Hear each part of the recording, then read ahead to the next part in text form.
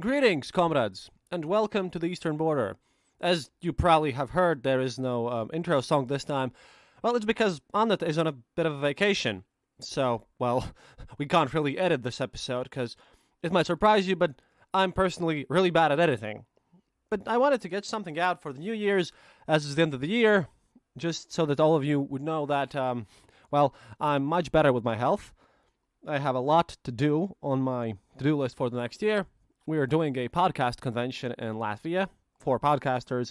It's going to be late February, so I have to plan for that. Then I am writing an article about influencers providing scams for people. You know, all the new weird pump and dump schemes and a lot of these pyramid investments and Ponzi's. Also preparing, of course, for the episodes that are coming out in January. We have things planned. I have to finish with the Gosti, the Soviet standards. That one ended abruptly, so I have to finish that one. Then we're going to have an episode about Albania, specifically in the context of my article that I'm writing, since, I started to read about all these Ponzi schemes and MLMs and all sorts of things like that, and I figured out that despite me talking about the MMM scam, the massive Soviet scam, there was another one which was quite a bit more tragical since, we're going back into Eastern Border regular stuff. 2,000 people died since the Albanian government was actively involved in scamming people and did not react in any way or form towards the advice of, outsiders and their own politicians that claimed that, hey, maybe basing your whole economy on a massive scam would be, a bad idea. So that's coming up too. Then we're going to take a look at the Soviet Postal Service. This comes as a request from our listener, who apparently used to work as a postal worker, maybe does so now. Didn't really specify that one.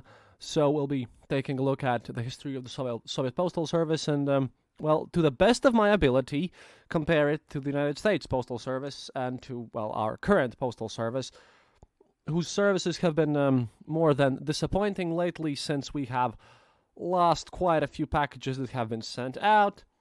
There was a package that we couldn't receive from the United States, and that got sent back with half of it missing.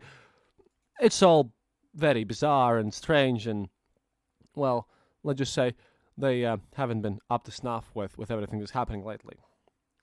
But, in this New Year's episode, normally I would do some sort of recap for the year, but we do that in June, since, June's kind of the podcast's birthday.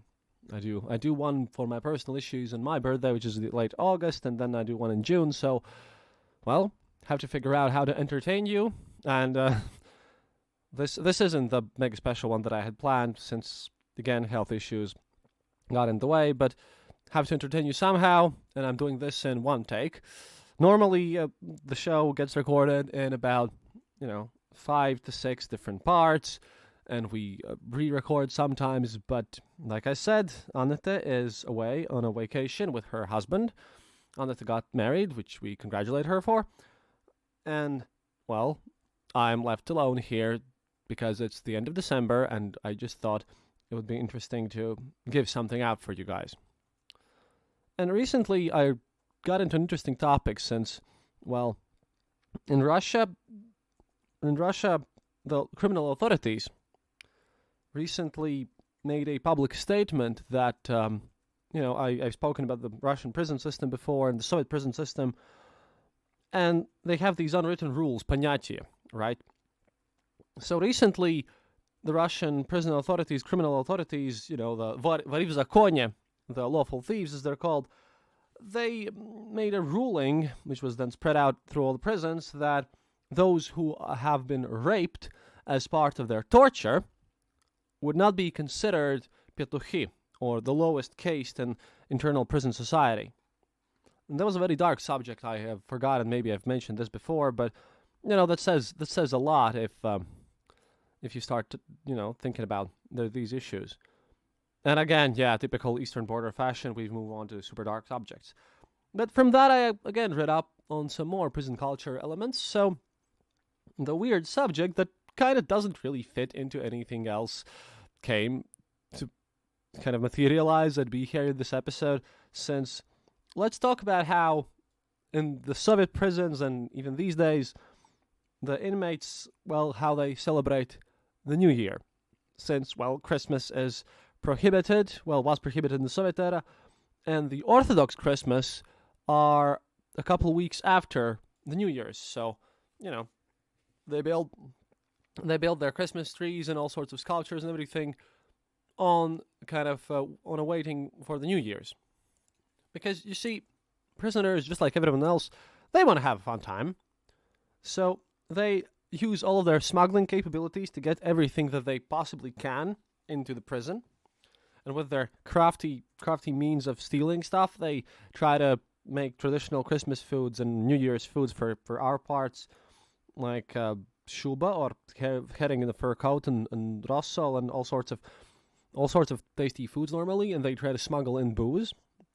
Oftentimes, booze is not just smuggled in, it's creatively brewed. And, as usual, to brew your distilled goodness, which will make sure that you feel warm inside, although it's, of course, completely illegal in modern Russian and older Soviet prisons. You would take your bread, and, well, when we talk about Russian and Soviet prison bread, it's not the typical white bread that you would see.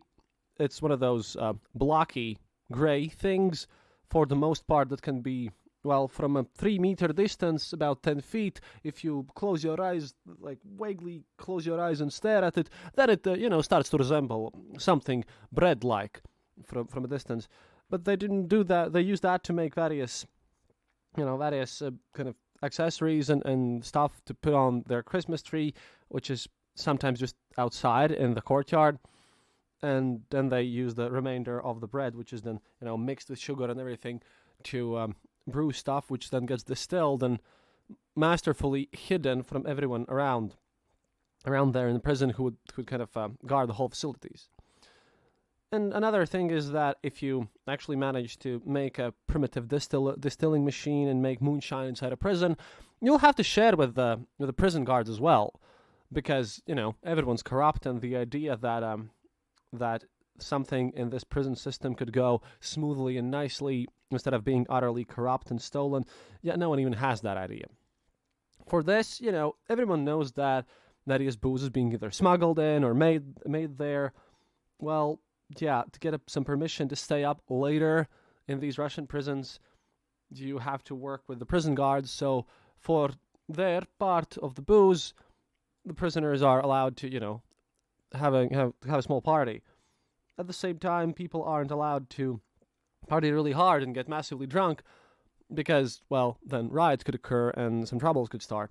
And it's also important to remember that, people in prisons, specifically in Russian and Soviet prisons, they're not used to drinking a lot, since, after all, it's hard to get booze in, and it's hard to, make something and not get into trouble. So these people, with their already poor health and constant beatings, which obviously improve the morale, it doesn't take much for them to get drunk, or so the Russian sources say. Another popular thing, once you have the booze, is to, of course, make all the salads. Now, the problem is that getting produce in prisons is quite hard because, well, in Soviet era they had some food which was possibly edible for the most part, but as people are telling me now, everything, if they would eat by the standards set by the official Russian government, then they could, not starve maybe. But currently the quality of food in Russian prisons really is determined by the fact of how much do the prison guards and prison administration actually steal from the common pool of everything, and how greedy are they, basically. Since, well, as far as I've heard, prisoners get fed like sick. The poultry they get delivered is like sick, and they get the birds and the meat, which is all usually half rotten from pigs or poultry that have just died a couple of weeks ago, and then, well, the official prison buys it from the farm as fresh and new, and pockets half of the money, and the farm gets to basically sell off their sick and fallen birds and the meat that they wouldn't be able to sell anywhere else. Well, that goes to prisons. So these people have to get creative, since, well, even buying normal produce from stores or getting packages in, since, most likely your package that you receive from home will be cut open. Everything's going to be chopped in pieces and half it's going to get stolen. So these people tend to just grab out whole potatoes from whatever soup they're given and then cut them up for the salad, or not eat their eggs and just pile them up so that they make, potato and egg salad with some mayo in it, because mayo is now apparently barely legal. And again, remember that when I'm talking about these prisoners, they're not always, specifically not in Russia these days, I'm not talking about thieves and murderers. Of course, that are there, and same with the drug dealers.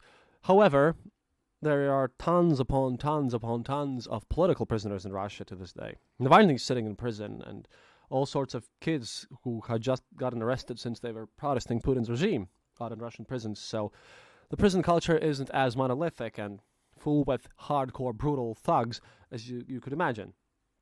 So these people just try to survive there. And one of the things that they do is, in Russian prisons at least during winter, they make snow sculptures. Sometimes ice sculptures as well, but it's mostly packed snow. And unlike in other countries, as prisons are usually, dark and grim places, they paint these sculptures just like ancient Romans did, which is a surprising fact that I didn't even know. A lot of people don't know that all the nice little white marble that you see, well, back in the day, that was brightly painted. And the same goes with the snow sculptures in Russian prisons. Since this is one activity where, if you sit in jail for a long enough time, then, well, you have basically nothing to do. And if you live by the panyatia, you can't really work either. And even where you can work, there's very little work to actually be done. So people usually have a lot of time to figure stuff out and try to make their lives a bit more bearable while waiting for everything. So it's a tradition for Russian prisons to have these sculpture contests, and I saw some pictures. In 2016, in the prison in Kaluga, the prisoners, the inmates, sculpted a massive Viking longboat in full size, with all the Vikings and everything. And then they also like to make tanks and various animals and cars. But tanks and other military technology also is, quite popular these days, since, as reports say, and a lot of this comes from the YouTube channel Всё о тюрьме, since he provides the pictures and everything, and we write to him constantly. That channel, mind you, is an educational channel about prison life and prison culture. It was created by an anthropologist who spent 2 years in jail for smoking some weed. And then he now makes this channel, and it's banned in Russia these days since, well, apparently he glorifies prison culture, although if you speak Russian and watch his channel, you understand that there is literally zero glorification once you take a look at all his reports about torture and everything. But I digress. He showed some nice pictures as well and stated that since 2014, since the whole Crimean affair, the prison administration, since they want to be liked by the local authorities and the government, because, what if your local governor comes over and sees how you're doing? Well, you don't want him to look at how you're feeding everyone and how you're massively corrupt and stealing everything from packages and everything. No, you want to show that you are a good person out there, loyal to Putin's regime. So what you do is you make snow sculptures of various Russian armaments. So they get first prizes. So this year, apparently, there has been a built from snow replica in its actual size of a Russian intercontinental ballistic missile launch vehicle Topol. And that sits right next to the Santa Claus and tigers and everything. Tigers, because the 2022 is the year of the tiger. And also Snegurочkas, or Snow Whites. Because in the Soviet culture and in Russian culture, Santa Claus isn't married to Miss Santa Claus. His wife is Snow White, and the Santa Claus is blue. And Snow White is, Snow White's usually completely unlike what you would expect from, Disney things or Miss Santa Claus in American culture, I suppose. Our Snow White is kind of a cute little ice lady, kind of like an ice queen from Hans Christian Andersen's stories or something. So yeah, our Santa Claus is Father Frost, Ded Moroz, and he brings gifts, and sometimes even to the prisoners. One other thing is that I heard when speaking to people is that in some of the zones, or the zone, the prison system in the prisons which are more black. Again, you're going to have to re-listen to the episodes about the prison culture to understand the differences between the red and black prisons.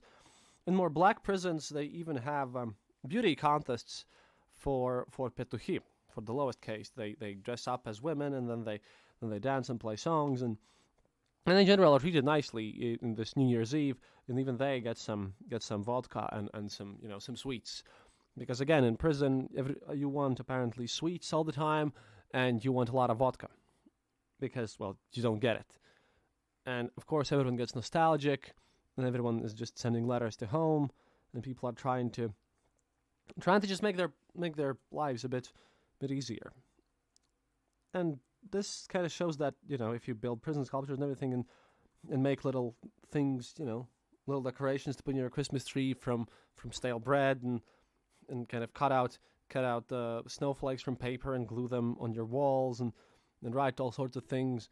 And then the New Year's Eve you get to party and stay up a little longer while dressing up. That just kind of shows that, even in the most direst of situations and places where you could be, that is still some hope among men. And which is nice because, if you think about how you're going to be spending this New Year's Eve and what you're going to be doing, then at least, hey, now you know it could definitely be worse, especially in this time of pandemic.